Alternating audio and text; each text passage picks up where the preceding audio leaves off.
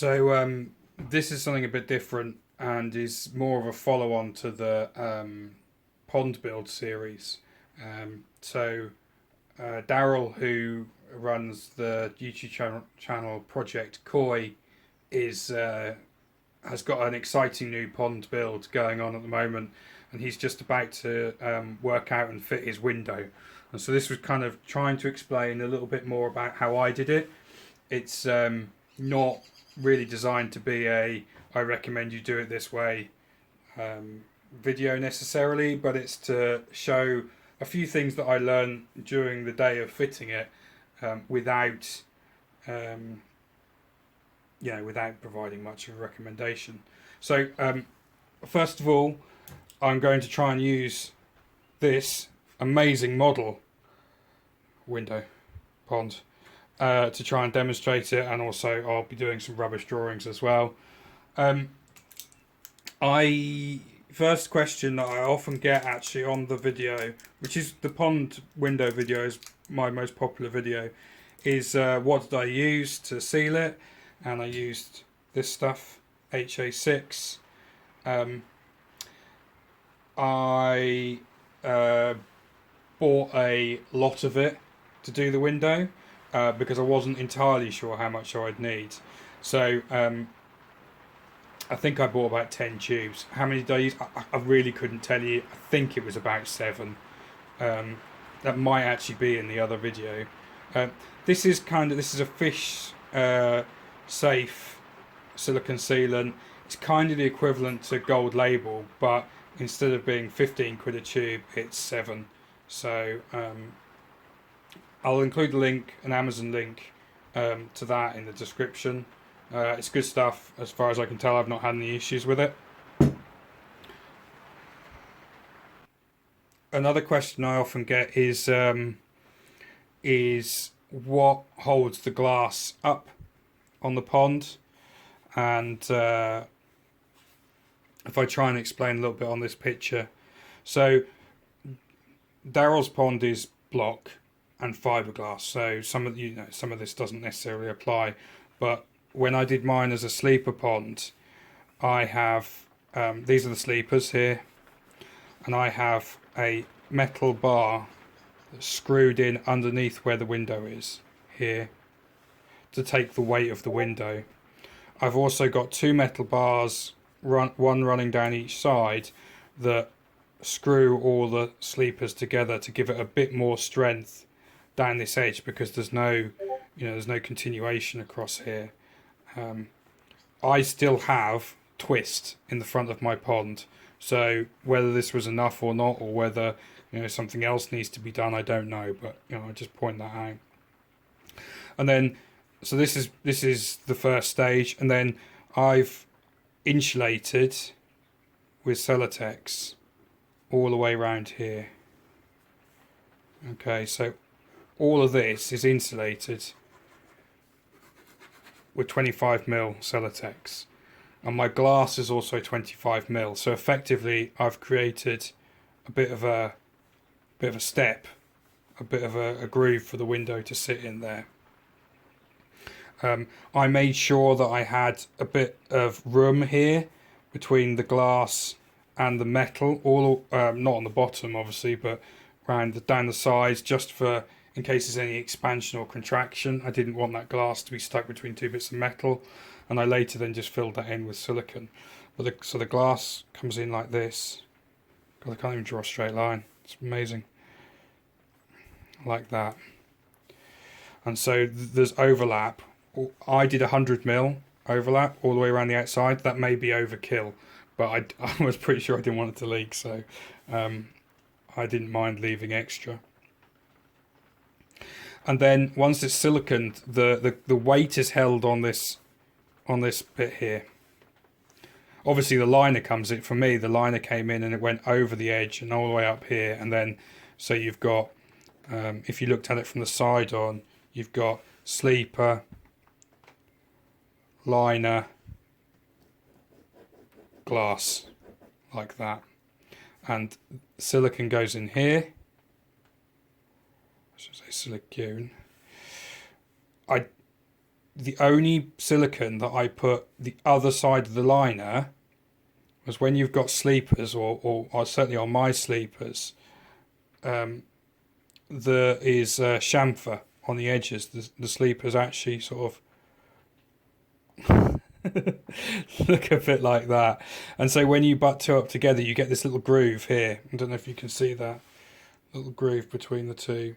So I just put some silicone in there to create a flat edge to it. So there was nothing for the liners to sort of push into. It was just flat. And then the silicone holds the glass on to the liner. And then at the top, my glass actually extends above the edge of the pond.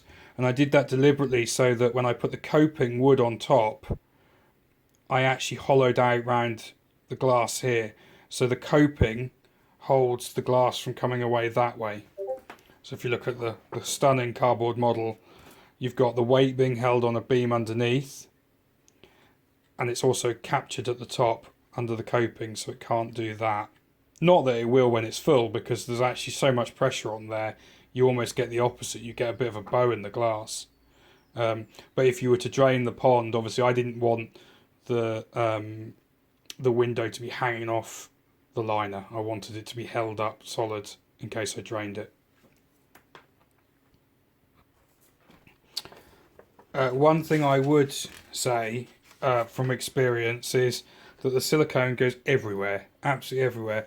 So if you had your piece, say this was your piece of glass, and you have the area that you're gonna, the overlap that you're going to effectively stick to the fiberglass in your case, I would perhaps consider, I've not tried it, but it's got to be better than doing nothing. I would actually run masking tape around the inside of that to stop it from getting, when it squeezes out, to stop it from getting all over this glass. Because when I did it, it all ended up over here, and it was actually where it was big sections. It was easy to cut off once it was dry, but like the smears and the thin bits were quite difficult to get off. So I do wonder if actually masking tape round there, both sides of the glass, would be a good idea. Hopefully your bit of glass when you get it will look better than this. Sorry about my drawing. Another thing, and I think probably the most crucial thing that I learned from doing this, is when you stick the silicone on to the glass before you push it up against the pond, I found that the way you put it on really matters. Because if if this is the edge of the glass that you're doing, if you go down in wavy lines like this with the silicone,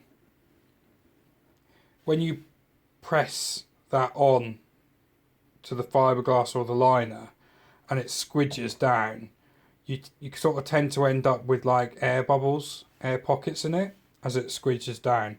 And well, personally, I didn't want that. I wanted the whole distance between here and the edge to be one solid block of silicone, just to make sure it wasn't going to leak.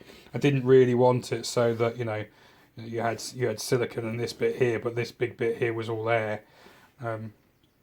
So I think how you put it on really does matter. And at the time, I sort of realised that might be the case, and so I was going down the edge in lines. So I was doing a big line there, and I was doing a big line next to it like this, and that worked okay. But I still got air, and I think it's because, if you look at the profile of how that comes out, if this was the flat view, and you're squidging out silicone out of a gun, it kind of comes out like that. So when I was laying beads next to each other, I was almost kind of trapping some air in it. And when you squidge that down flatter, obviously that spreads out. So I think, if I was to do it again, and again, I'm just sort of almost guessing from the experience of what I've done rather than having done this, I would perhaps, if you've got this, I would perhaps just do one big line down the middle and make it, and if you were looking on the flat, you make it really bumped, so that when you go and push that against the side of the pond, and that, it comes in like that, it squidges out progressively. And that kind of makes sense because that's how you do like heat sinks. When you put heat sinks on electrical components, you don't put the compound everywhere. You put it right in the middle as a big dob, a big blob. So when you push it out, it spreads out like this, rather than traps air in there.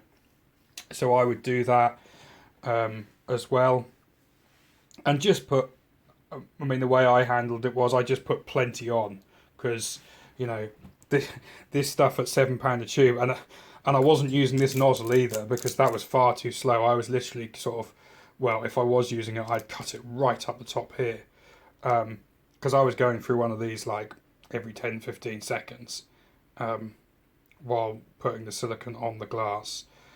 Put plenty of it on because I was figuring that they're £7 each, but the last thing you want is to get the glass on, pushed up, and you realise you've not got enough on, because pulling that back away from either a liner or fiberglass with the suction is gonna be really, really hard. And the last thing you want once you've got it done is to have to try and patch up some leaks. So at £7 a tube, if you use an extra couple of tubes compared to the cost of the glass, it's nothing, is it? I also had this kind of nightmare vision of once it's stuck up, and if you had a leak, you would have to then try and get that glass back off again, and getting it off when you've got like 7 tubes of silicone on there. I'm not even sure how you would go about tackling that. So I think it's probably cheap insurance just to when you do put a big channel of silicone on the back of your glass, make it proper big. If it goes everywhere, so be it. It's just one of those things. And one of the final things I'd say is I have this tube. It's translucent. I'm fairly sure, and I'd have to check back, that I used translucent last time. I'm not really sure why I bought translucent. I don't think I consciously did it. I think I just bought some. But actually, when that was squidged to the liner, it looked really weird because it was almost, well, it wasn't white, but you could see it when you were looking from inside of the pond back, looking from this angle if you were looking at this cardboard box, as a line all the way around the outside, and it just looked weird.